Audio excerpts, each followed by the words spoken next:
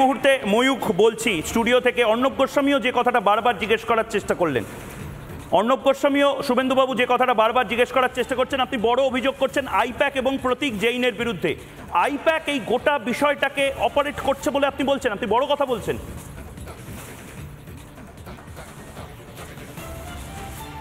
আমি তো একটু আগেই অর্ণব গোস্বামীজিকে বললাম, উনি লিঙ্কটা খুঁজতে চাইলেন। আপনারা জানেন যে 21 সালের আগে দিদিকে বলো যে প্রোগ্রাম চলতো, সেই সেম নাম্বারটাকে মুখ্যমন্ত্রীতে বলো কনভার্ট করেছে। প্রথম টেন্ডারে প্রতীক জৈনের কোম্পানি তারা পার্টিসিপেট করেছিল, তারা টেন্ডারে 1 নম্বর হতে পারেনি, দিল্লির একটা সংস্থা হয়েছিল।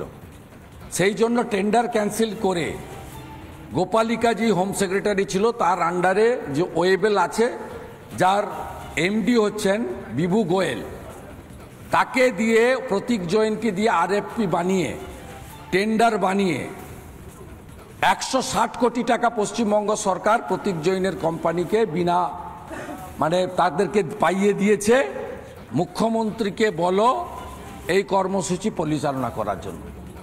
পশ্চিমবঙ্গের জনগণের ট্যাক্সের টাকা প্রত্যেক বছর 80 কোটি টাকা করে 160 কোটি টাকা দেওয়া হয়েছে আইপ্যাককে। মুখ্যমন্ত্রীকে বলো একটা কনসালটেন্সিকে টেন্ডার দিয়ে 160 আমার কাছে পুরো ডকুমেন্ট রয়েছে কিভাবে টেন্ডার নর্মস ভায়োলেশন হয়েছে, প্রথম টেন্ডার ক্যান্সেল হয়েছে। চিটিংবাজ প্রতীক জৈন, তার লোকেরা এখানে এসেছে এবং তাকে সাহায্য করেছে সৌম্যদীপ ভট্টাচার্য এখানকার এসপি, আর এই রেডে নেতৃত্ব দিয়েছেন সার্কেল ইন্সপেক্টর চম্পক চৌধুরী, যিনি একজন নটোরিয়াস ইন্সপেক্টর, নন্দীগ্রামে গণহত্যার সময় নন্দীগ্রাম থানার ওসি ছিলেন, আর একজন সৌরভ চীনা। এবং আমি যে ভিডিও এতজনকে নিয়ন্ত্রণ করে একটা বেসরকারি সংস্থা, কি করে এতজনকে নিয়ন্ত্রণ করে? অভিষেক বন্দ্যোপাধ্যায়ের নামও আপনি বারবার বলছেন।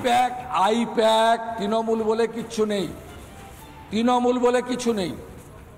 ভাইপো আইপ্যাককে দিয়ে চালায়, আর চোর মমতার পুলিশ আইপ্যাককে সাহায্য করে।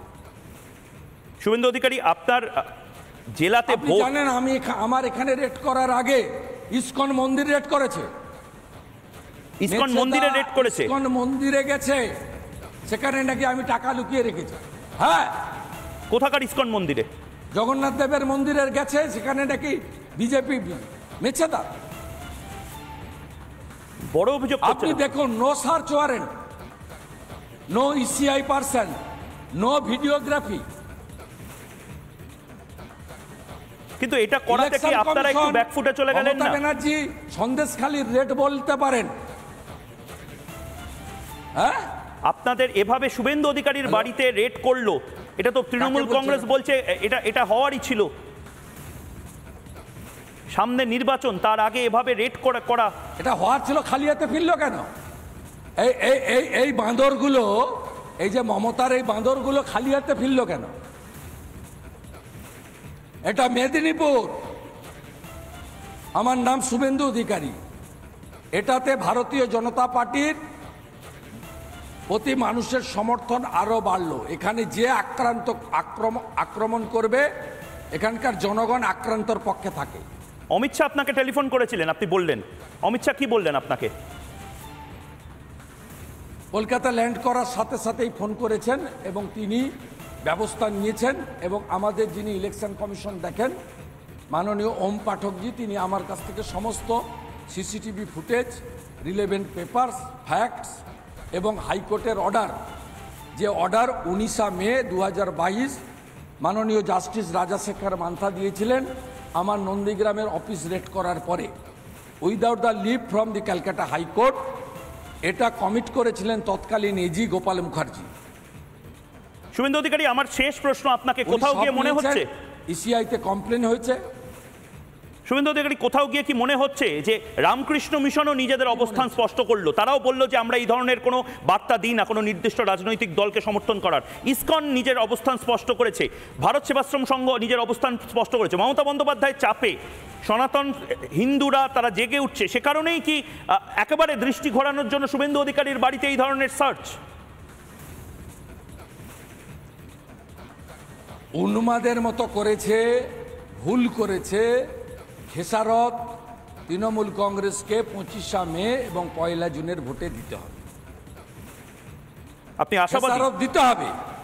খালি হাতে চোরের মতো ছুটতে ছুটতে পালিয়েছে।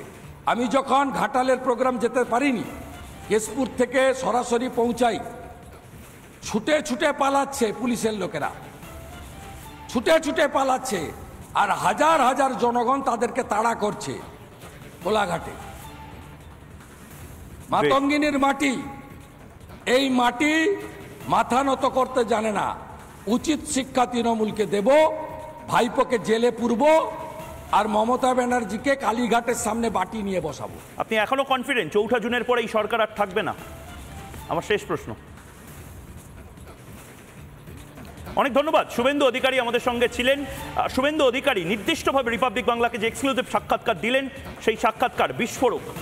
একটা ছোট্ট বিরতি নিচ্ছি, বিরতির পর ফিরে আসছি, সঙ্গে থাকুন।